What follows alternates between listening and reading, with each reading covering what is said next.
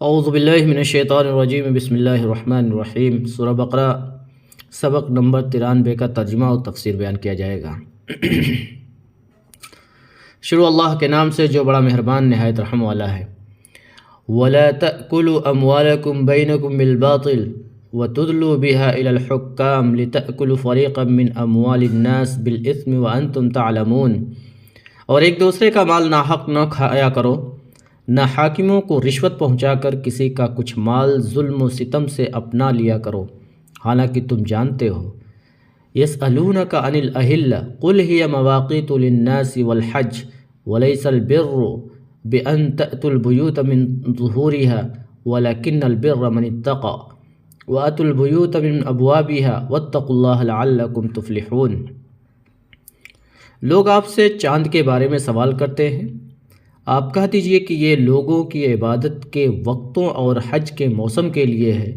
احرام کی حالت میں اور گھروں کے پیچھے سے تمہارا آنا کچھ نیکی نہیں،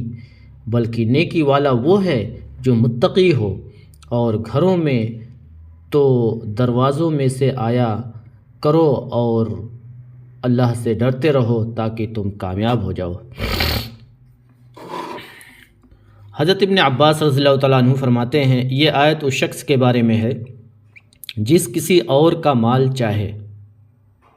اور اس حقدار کے پاس کوئی دلیل نہ ہو تو یہ شخص کا انکار کر جائے اور حاکم کے پاس جا کر بری ہو جائے، حالانکہ وہ جانتا ہو کہ اس پر اس کا حق ہے، وہ اس کا مال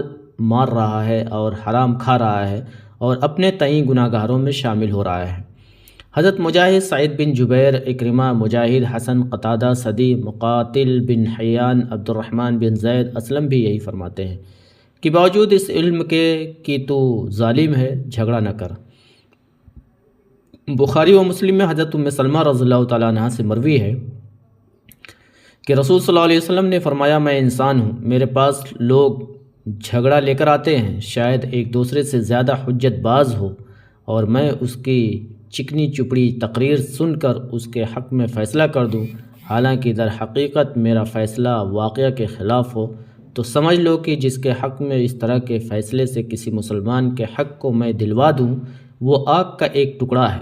خواہ اٹھا لے خواہ نہ اٹھائے۔ میں کہتا ہوں یہ آیت اور حدیث اس امر پر دلیل ہے کہ حاکم کا حکم کسی معاملہ کی حقیقت کو شریعت کے نزدیک بدلتا نہیں، فی الواقع فی نفس الامر کے مطابق ہو تو خیر، ورنہ حاکم کو تو اجر ملے گا، لیکن اس فیصلہ کی بنا پر حق کو ناحق کو حق لینے والا اللہ کا مجرم ٹھہرے گا اور اس پر وبال باقی رہے گا۔ جس پر آیت مندرجہ بالا گواہ ہے کہ تم اپنے دعوے کو باطل ہونے کا علم رکھتے ہو، لوگوں کے مال مار کھانے کے لیے جھوٹے مقدمات بنا کر جھوٹے گواہ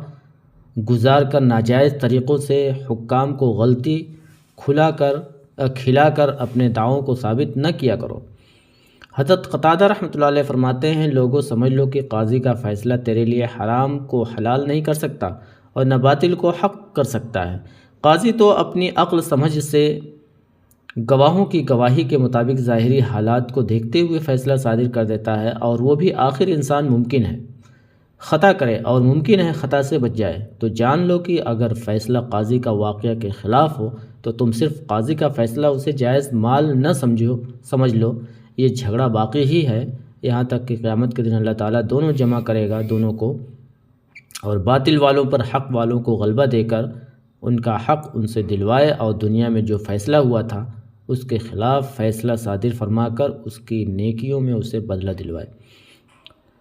حضرت ابن عباس رضی اللہ تعالیٰ عنہ فرماتے ہیں کہ رسول صلی اللہ علیہ وسلم سے لوگوں نے چاند کے بارے میں سوال کیا، جس پر یہ آیت نازل ہوئی کہ اس سے قرض وغیرہ کے وعدوں کی میعاد معلوم ہو جاتی ہے، عورتوں کی عدت کا وقت معلوم ہوتا ہے، حج کا وقت معلوم ہوتا ہے، مسلمانوں کے روزے کے افطار کا تعلق بھی اسی سے ہے۔ مسند ابو الرزاق میں حضرت عبداللہ بن عمر رضی اللہ تعالیٰ عنہ سے روایت ہے کہ رسول صلی اللہ علیہ وسلم نے فرمایا، اللہ تعالیٰ نے چاند کو لوگوں کے وقت معلوم کرنے کے لیے بنایا ہے، اسے دیکھ کر روزے رکھو، اسے دیکھ کر عید مناؤ، اگر ابر و باران کی وجہ سے چاند نہ دیکھ سکو تو 30 دن پورے گن لیا کرو۔ اس آیت کو حضرت امام حاکم نے صحیح کہا ہے یہ حدیث اور سندوں سے بھی مروی ہے۔ حضرت علی رضی اللہ تعالیٰ عنہ سے ایک موقوف روایت میں بھی یہ مضمون وارد ہوا ہے۔ آگے چل کر ارشاد ہوتا ہے کہ بھلائی گھروں کے پیچھے سے آنے میں نہیں بلکہ بھلائی تقویٰ میں ہے، گھروں میں دروازوں سے آؤ۔ صحیح بخاری شریف میں ہے کہ جاہلیت کے زمانے یہ دستور تھا کہ احرام میں ہوتے تو گھروں میں پشت کی جانب سے آتے، جس پر یہ آیت نازل ہوئی۔ ابو داؤد طیالسی میں بھی یہ روایت ہے۔ انصار کا عام دستور تھا کہ سفر سے جب واپس آتے تو گھر کے دروازے میں نہیں گھستے تھے۔ دراصل یہ بھی جاہلیت کے زمانے میں قریشیوں نے اپنے لیے ایک اور امتیاز قائم کر لیا تھا کہ اپنا نام انہوں نے حمص رکھا تھا۔ احرام کی حالت یہ تو براہ راست اپنے گھروں میں آ سکتے تھے، لیکن دوسرے لوگ سیدھے راستے گھروں میں داخل نہیں ہو سکتے تھے۔ حضرت صلی اللہ علیہ وسلم ایک باغ سے اس کے دروازے سے نکلے تو آپ کے ایک انصاری صحابی حضرت قطبہ بن عامر رضی اللہ تعالیٰ عنہ بھی آپ کے ساتھ ہی اسی دروازے سے نکلے۔ اس پر لوگوں نے حضرت صلی اللہ علیہ وسلم سے کہا، یا رسول اللہ صلی اللہ علیہ وسلم، یہ تو ایک تجارت پیشہ شخص ہے، آپ کے ساتھ آپ کی طرح اس دروازے سے کیوں نکلے؟ انہوں نے آپ صلی اللہ علیہ وسلم سے پہلے جواب دیا کہ میں نے تو حضور صلی اللہ علیہ وسلم کو جس طرح کرتے دیکھا کیا، مانا کہ آپ حمص میں سے ہیں، لیکن میں بھی تو آپ کے دین پر ہی ہوں۔ اس پر یہ آیت نازل ہوئی۔ حضرت ابن عباس وغیرہ رضی اللہ تعالیٰ عنہ سے بھی مروی ہے۔ حضرت حسن بصری رحمۃ اللہ علیہ فرماتے ہیں کہ جاہلیت کے زمانے میں بہت سی قوموں کا یہ رواج تھا کہ جب وہ سفر کے ارادے سے نکلتے، پھر سفر ادھورا چھوڑ کر اگر کسی وجہ سے واپس چلے آتے تو گھر کے دروازے سے گھر میں نہ آتے بلکہ پیچھے کی طرف سے چڑھ کر آتے، جس سے اس آیت میں روکا گیا ہے۔ محمد بن کعب فرماتے ہیں اعتکاف کی حالت میں بھی یہی دستور تھا جسے اسلام نے ختم کیا۔ عطا فرماتے ہیں اہل مدینہ کا عیدوں میں بھی یہی دستور تھا جسے اسلام نے ختم کر دیا۔ پھر فرمایا اللہ تعالیٰ کے حکموں کو بجا لانا، اس کے منع کیے ہوئے کاموں سے رک جانا، اس کا ڈر دل میں رکھنا، یہ چیزیں ہیں جو دراصل اس دن کا آنے والی ہیں جس دن ہر شخص اللہ تعالیٰ کے سامنے پیش ہوگا اور پوری جزا سزا پائے گا۔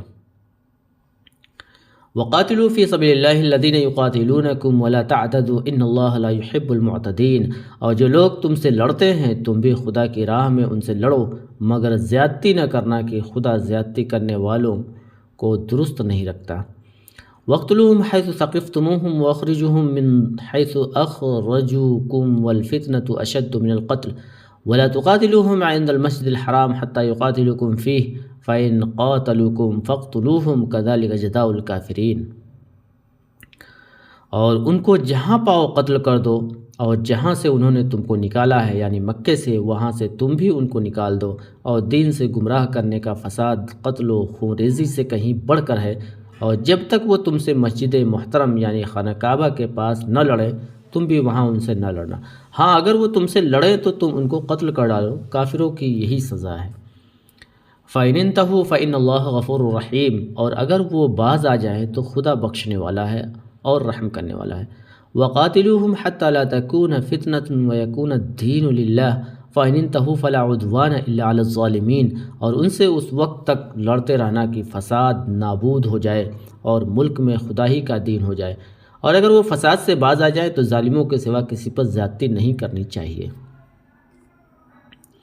الشہر الحرام بالشہر الحرام والحرمات قصاص فمن اعتدى علیکم فاعتدوا علیہ بمثل ما اعتدى علیکم واتقوا اللہ واعلموا ان اللہ مع المتقین۔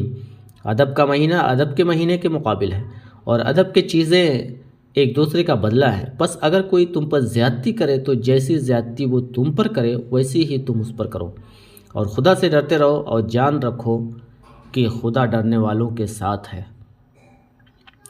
حضرت ابو العالیہ رحمۃ اللہ علیہ فرماتے ہیں کہ مدینہ شریف میں جہاد کا پہلا حکم یہی نازل ہوا ہے۔ حضور صلی اللہ علیہ وسلم اس آیت کے حکم کے رو سے صرف ان لوگوں سے ہی لڑتے تھے جو آپ سے لڑیں، جو آپ سے نہ لڑیں خود ان سے لڑائی نہیں کرتے تھے، یہاں تک کہ سورہ برات نازل ہوئی، بلکہ عبد الرحمن بن زید بن سلام رحمۃ اللہ علیہ تو یہاں تک فرماتے ہیں کہ آیت منسوخ ہے اور ناسخ آیت فَاقْتُلُوا الْمُشْرِكِينَ حَيْثُ وَجَدتُّمُوهُمْ وَخُذُوهُمْ وَاحْصُرُوهُمْ وَاقْعُدُوا لَهُمْ كُلَّ مَرْصَدٍ، یعنی جہاں کہیں مشرکین کو پاؤ انہیں قتل کرو، لیکن اس بارے میں اختلاف ہے، اس لیے کہ اس سے تو مسلمانوں کو رغبت دلانا اور انہیں آمادہ کرنا ہے کہ اپنے ایسے دشمنوں سے کیوں جہاد نہ کرو جو تمہارے اور تمہارے دین کے کھلے دشمن ہیں۔ جیسے وہ تم سے لڑتے ہیں تم بھی ان سے لڑو۔ جیسے اور جگہ فرمایا وَقَاتِلُوا الْمُشْرِكِينَ كَافَّةً كَمَا يُقَاتِلُونَكُمْ كَافَّةً وَاعْلَمُوا أَنَّ اللَّهَ مَعَ الْمُتَّقِينَ، یعنی مل جل کر مشرکوں سے جہاد کرو جس طرح وہ تم سب کے سب مل کر لڑائی کرتے ہیں۔ چنانچہ اس آیت میں بھی فرمایا انہیں قتل کرو جہاں پاؤ اور انہیں وہاں سے نکالو جہاں سے انہوں نے تمہیں نکالا ہے۔ مطلب یہ ہے کہ جس طرح ان کا قصد تمہارے قتل کا اور تمہارے جلا وطن کرنے کا ہے، تمہارا بھی اس کے بدلے میں یہی قصد رہنا چاہیے۔ پھر فرمایا تجاوز کرنے والوں کو اللہ تعالیٰ پسند نہیں کرتا، یعنی اللہ تعالیٰ کی نافرمانی نہ کرو، ناک کان وغیرہ نہ کاٹو، خیانت اور چوری نہ کرو، عورتوں اور بچوں کو قتل نہ کرو، ان بوڑھے بڑے لوگوں کو بھی نہ مارو جو نہ لڑنے کے لائق ہے نہ لڑائی میں دخل ہے، درویشوں اور تاریک دنیا لوگوں کو بھی قتل نہ کرو، بلکہ بلا مصلحت جنگی درخت نہ کاٹو، نہ حیوانوں کو ضائع کرو۔ حضرت ابن عباس رضی اللہ تعالیٰ عنہ، حضرت عمر بن عبدالعزیز، حضرت مقاتل بن حیان وغیرہ نے اس آیت کی تفسیر میں یہی فرمایا ہے۔ صحیح مسلم شریف میں ہے رسول صلی اللہ علیہ وسلم مجاہدین کو فرمان دیا کرتے تھے کہ اللہ کے راہ میں جہاد کرو، خیانت نہ کرو، بدعہدی سے بچو، ناک کان وغیرہ اعضاء نہ کاٹو، بچوں کو اور زاہد لوگوں کو جو عبادت خانوں میں پڑے رہتے ہیں قتل نہ کرو۔ مسند احمد کی ایک اور روایت میں کہ آپ صلی اللہ علیہ وسلم فرمایا کرتے تھے اللہ کا نام لے کر نکلو، اللہ کی راہ میں جہاد کرو، کفار سے لڑو، ظلم و زیادتی نہ کرو، دھوکہ بازی نہ کرو، دشمن کے اعضاء بدن نہ کاٹو، درویشوں کو قتل نہ کرو۔ بخاری مسلم میں ہے کہ ایک مرتبہ ایک غزوے میں ایک عورت قتل کی ہوئی پائی گئی، حضور صلی اللہ علیہ وسلم نے اسے بہت برا مانا اور عورتوں اور بچوں کے قتل کو منع فرما دیا۔ مسند احمد میں ہے کہ حضور صلی اللہ علیہ وسلم نے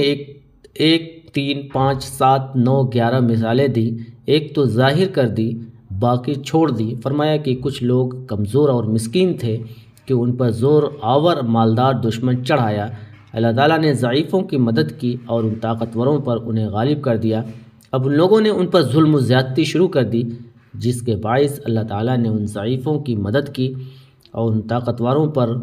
انہیں غالب کر دیا۔ اب ان لوگوں نے ان پر ظلم و زیادتی شروع کر دی جس کے باعث اللہ تعالیٰ نے ان پر قیامت تک کے لیے ناراض ہو گیا۔ یہ حدیث اسناداً صحیح ہے۔ مطلب یہ ہے کہ جب یہ کمزور قوم غالب آ گئی تو انہوں نے ظلم و زیادتی شروع کر دی، فرمان باری تعالیٰ کا کوئی لحاظ نہ کیا، اس کے باعث پروردگار عالم اس سے ناراض ہو گیا۔ اس بارے میں احادیث اور آثار بکثرت ہیں جن سے صاف ظاہر ہے کہ ظلم و زیادتی اللہ کو ناپسند ہے اور ایسے لوگوں سے اللہ ناخوش رہتا ہے۔ چونکہ جہاد کے حکام میں بظاہر قتل و خون ہوتا ہے، اس لیے یہ بھی فرما دیا کہ ادھر اگر قتل و خون ہے تو ادھر اللہ کے ساتھ کفر و شرک ہے، اور اس مالک کی راہ سے اس کے مخلوق کو روکنا ہے، اور فتنہ قتل سے بہت زیادہ سخت ہے۔ ابو مالک فرماتے ہیں تمہاری یہ خطا کاریاں اور بدکاریاں قتل سے زیادہ زبوں تر ہیں۔ پھر فرمان جاری ہوتا ہے کہ بیت اللہ میں ان سے لڑائی نہ کرو، جیسے بخاری مسلم میں ہے کہ یہ شہر حرمت والا ہے، آسمان و زمین کی پیدائش کے زمانے سے لے کر قیامت تک باحرمت ہی ہے، صرف تھوڑے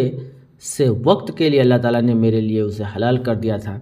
لیکن وہ آج اس وقت بھی حرمت والا ہے اور قیامت تک اس کا یہ احترام اور بزرگی باقی رہے گا۔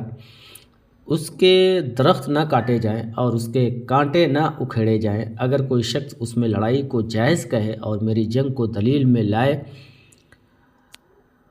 تو تم کہہ دینا اللہ تعالیٰ نے صرف اپنے رسول صلی اللہ علیہ وسلم کو تھوڑے سے وقت کے لیے اجازت دی تھی، لیکن تمہیں کوئی اجازت نہیں ہے۔ آپ کے اس فرمان سے مراد فتح مکہ کا دن ہے، جس دن آپ نے مکہ والوں سے جہاد کیا تھا اور مکہ کو فتح کیا تھا۔ چند مشرکین بھی مارے گئے تھے۔ گو بعض علماء کرام یہ بھی فرماتے ہیں کہ مکہ صلح سے فتح ہوا۔ حضور صلی اللہ علیہ وسلم کا ارشاد گرامی صاف انداز میں فرما دیا کہ جو شخص اپنا دروازہ بند کر لے وہ امن میں ہے، جو مسجد میں چلا جائے امن میں ہے، جو ابو سفیان کے گھر میں چلا جائے وہ بھی امن میں ہے۔ پھر فرمایا کہ ہاں اگر وہ تم سے یہاں لڑائی شروع کر دے تو تمہیں اجازت ہے کہ تم بھی یہیں ان سے لڑو تاکہ یہ ظلم دفع ہو سکے۔ چنانچہ حضرت صلی اللہ علیہ وسلم نے حدیبیہ والے دن اپنے اصحاب سے لڑائی کی بیعت لی۔ جب قریشیوں نے اپنے ساتھیوں سے مل کر یورش کی تھی تب آپ صلی اللہ علیہ وسلم نے درخت تلے اپنے اصحاب سے بیعت لی، پھر اللہ تعالیٰ نے اس لڑائی کو دفع کر دیا۔ چنانچہ اس نعمت کا بیان اس آیت میں ہے، وَهُوَ الَّذِي كَفَّ أَيْدِيَهُمْ عَنْكُمْ وَأَيْدِيَكُمْ عَنْهُمْ بِبَطْنِ مَكَّةَ مِنْ بَعْدِ أَنْ أَظْفَرَكُمْ عَلَيْهِمْ۔ پھر ارشاد ہوتا ہے کہ اگر یہ کفار حرم میں لڑائی بند کر دیں اور اس سے باز آ جائیں اور اسلام قبول کر لیں تو اللہ تعالیٰ ان کے گناہ معاف فرما دے گا۔ گو انہوں نے مسلمانوں کو حرم میں قتل کیا ہو، باری تعالیٰ ایسے بڑے گناہ کو بھی معاف فرما دے گا۔ پھر حکم ہوتا ہے کہ ان مشرکین سے جہاد جاری رکھو تاکہ یہ شرک کا فتنہ مٹ جائے اور اللہ تعالیٰ کا دین غالب اور بلند ہو جائے اور تمام دین پر ظاہر ہو جائے۔ جیسے بخاری و مسلم میں حضرت ابو موسیٰ اشعری رضی اللہ تعالیٰ عنہ سے روایت ہے کہ رسول صلی اللہ علیہ وسلم سے پوچھا گیا کہ ایک شخص اپنی بہادری جتانے کے لیے لڑتا ہے، ایک شخص حمیت و غیرت قومی سے لڑتا ہے، ایک شخص ریاکاری اور دکھاوے کے طور پر لڑتا ہے، تو فرمائیے کہ ان میں سے کون شخص اللہ تعالیٰ کی راہ میں جہاد کرنے والا ہے؟ آپ صلی اللہ علیہ وسلم نے فرمایا، اللہ تعالیٰ کی راہ میں جہاد کرنے والا وہی ہے جو صرف اس کے لیے لڑے کہ اللہ تعالیٰ کی بات بلند ہو، اس کے دین کا بول والا ہو۔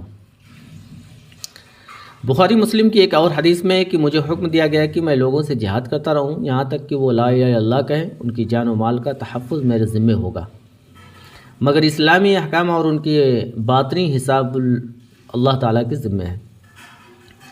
پھر فرمایا، اگر یہ کفار شرک و کفر سے اور تمہیں قتل کرنے سے باز آ جائیں تو تم بھی ان سے رک جاؤ، اس کے بعد جو قتال کرے گا وہ ظالم ہوگا اور ظالموں کو ظلم کا بدلہ دینا ضروری ہے، یہی معنی ہے۔ حضرت مجاہد کے اس قول کے کہ جو لڑیں ان سے ہی لڑا جائے،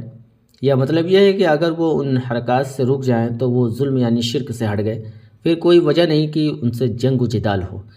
یہاں لفظ عدوان جو کہ زیادتی کے معنی میں ہے، وہ زیادتی کے مقابلے میں زیادتی کے بدلے کے لیے ہے، حقیقتاً وہ زیادتی نہیں، جیسے فرمایا فَمَنْ اعْتَدَىٰ عَلَيْكُمْ فَاعْتَدُوا عَلَيْهِ بِمِثْلِ مَا اعْتَدَىٰ عَلَيْكُمْ، یعنی تم پر جو زیادتی کرے تم بھی اس پر اس جیسی زیادتی کر لو۔ اور جگہ ہے جزاء سیئۃ بمثلها وترحقهم ذلہ، یعنی برائی کا بدلہ اسی جیسی برائی ہے۔ اور جگہ فرمان ہے وَإِنْ عَاقَبْتُمْ فَعَاقِبُوا بِمِثْلِ مَا عُوقِبْتُمْ بِهِ، یعنی اگر تم سزا اور عذاب کرو تو اسی مثل سزا کرو جو تم کیے گئے ہو۔ پاس ان تینوں جگہوں میں زیادتی، برائی اور سزا بدلے کے طور پر کہا گیا ہے، ورنہ فی الواقع وہ زیادتی، برائی اور سزا وہ عذاب نہیں۔ حضرت اکرمہ اور حضرت قتادہ کا فرمان ہے، اصلی ظالم وہی ہے جو لا الہ الا اللہ کو تسلیم کرنے سے انکار کرے۔ صحیح بخاری شریف میں ہے کہ حضرت عبداللہ بن عمر رضی اللہ تعالیٰ عنہ کو گھیر کر کہا کہ لوگوں تو مر کٹ رہے ہیں، آپ حضرت عمر رضی اللہ تعالیٰ عنہ کے صاحبزادے ہیں، رسول صلی اللہ علیہ وسلم کے صحابی ہیں، کیوں اس لڑائی میں شامل نہیں ہوتے؟ آپ رضی اللہ تعالیٰ عنہ نے فرمایا، سنو، اللہ تعالیٰ نے مسلمان بھائی کا خون حرام کر دیا ہے۔ انہوں نے کہا ہے کہ جناب باری کا یہ فرمان نہیں کہ اس سے لڑو یہاں تک کہ فتنہ باقی نہ رہے۔ آپ نے جواب دیا کہ ہم تو لڑتے رہے یہاں تک کہ فتنہ دب گیا، اللہ تعالیٰ کا پسندیدہ دین غالب آ گیا، لیکن اب تم چاہتے ہو کہ تم لڑو تاکہ فتنہ پیدا ہو اور دوسرے مذاہب ابھر آئیں۔ ایک اور روایت میں ہے کہ کسی نے آپ سے پوچھا کہ اے ابو عبد الرحمن، آپ نے اللہ کی راہ میں جہاد کرنا کیوں چھوڑ رکھا ہے، اور یہ کیا اختیار کر رکھا ہے کہ حج پر حج کر رہے ہو، ہر دوسرے سال حج کو جایا کرتے ہو، حالانکہ جہاد کے فضائل آپ سے مخفی نہیں۔ آپ نے فرمایا، بھتیجے سنو، اسلام کی بنائی 5 ہیں، اسلام کی بنیادیں 5 ہیں، اللہ اور اس کے رسول پر ایمان لانا،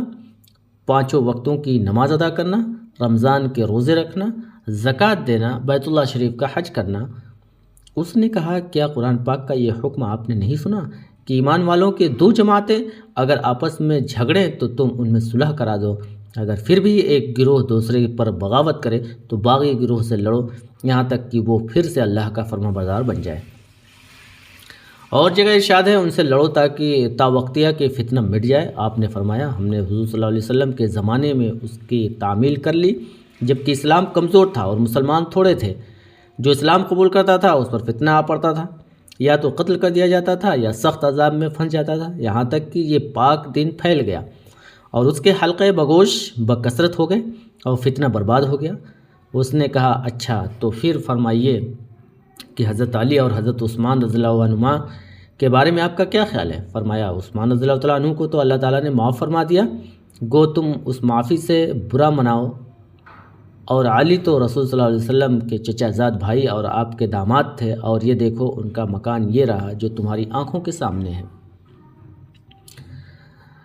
ذوالقعدہ سن 6 ہجری میں رسول کریم صلی اللہ علیہ وسلم عمرے کے لیے صحابہ کرام سمیت مکہ کو تشریف لے چلے، لیکن مشرکین نے آپ کو حدیبیہ والے میدان میں روک لیا۔ بالآخر اس بات پر صلح ہوئی کہ آئندہ سال آپ عمرہ کریں اور اس سال واپس تشریف لے جائیں، چونکہ ذوالقعدہ کا مہینہ بھی حرمت والا مہینہ ہے، اس لیے یہ آیت نازل ہوئی۔ مسند احمد میں حدیث ہے کہ رسول صلی اللہ علیہ وسلم حرمت والے مہینوں میں جنگ نہیں کرتے تھے، ہاں اگر کوئی آپ پر چڑھائی کرے تو اور بات ہے، بلکہ جنگ کرتے ہوئے اگر حرمت والے مہینے آ جاتے تو آپ لڑائی موقوف کر دیتے۔ حدیبیہ کے میدان میں بھی جب حضور صلی اللہ علیہ وسلم کو یہ خبر پہنچی کہ حضرت عثمان کو مشرکین نے قتل کر دیا، جو کہ حضور صلی اللہ علیہ وسلم کا پیغام لے کر مکہ شریف میں گئے، تو آپ صلی اللہ علیہ وسلم نے اپنے 1400 صحابہ سے ایک درخت تلے مشرکوں سے جہاد کرنے کی بیعت لی۔ پھر جب معلوم ہوا کہ یہ خبر غلط ہے تو آپ نے اپنا ارادہ ملتوی کر دیا اور صلح کی طرف مائل ہو گئے۔ پھر جو واقعہ ہوا وہ ہوا۔ اسی طرح جب آپ صلی اللہ علیہ وسلم حوازن کی لڑائی سے حنین والے دن فارغ ہوئے اور مشرکین طائف میں جا کر قلعہ بند ہو گئے تو آپ نے اس کا محاصرہ کر لیا۔ 40 دن تک یہ محاصرہ رہا۔ بالآخر کچھ صحابہ کی شہادت کے بعد محاصرہ اٹھا کر آپ مکہ مکرمہ کی طرف لوٹ گئے اور جعرانیہ سے آپ نے عمرے کا احترام باندھا، یہیں حنین کی غنیمتیں تقسیم کی اور یہ عمرہ آپ کا ذوالقعدہ میں ہوا۔ یہ سن 8 ہجری کا واقعہ ہے۔ اللہ تعالیٰ آپ پر درود و سلام بھیجے۔ پھر فرمایا جو تم پر زیادتی کرے تم بھی اس پر اتنی ہی زیادتی کر لو، یعنی مشرکین سے بھی عدل کا خیال رکھو۔ یہاں بھی زیادتی کے بدلے کو زیادتی سے تعبیر کرنا ویسا ہی ہے جیسے اور جگہ عذاب و سزا کے بدلے میں برائی کے لفظ سے بیان کیا گیا ہے۔ حضرت ابن عباس فرماتے ہیں یہ آیت مکہ مکرمہ میں اتری جہاں مسلمانوں میں کوئی شوکت و شان نہ تھی، نہ جہاد کا حکم تھا۔ پھر یہ آیت مدینہ شریف میں جہاد کے حکم سے منسوخ ہو گئی، لیکن امام ابن جریر رحمۃ اللہ علیہ نے اس بات کی تردید کی ہے اور فرماتے ہیں کہ یہ آیت مدنی ہے، عمرہ قضا کے بعد نازل ہوئی ہے۔ حضرت مجاہد کا قول بھی یہی ہے۔ ارشاد ہے اللہ تعالیٰ کے اطاعت اور پرہیزگاری اختیار کرو اور اسے جان لو کہ ایسے ہی لوگوں کے ساتھ دین و دنیا میں اللہ تعالیٰ کی تائید و نصرت رہتی ہے۔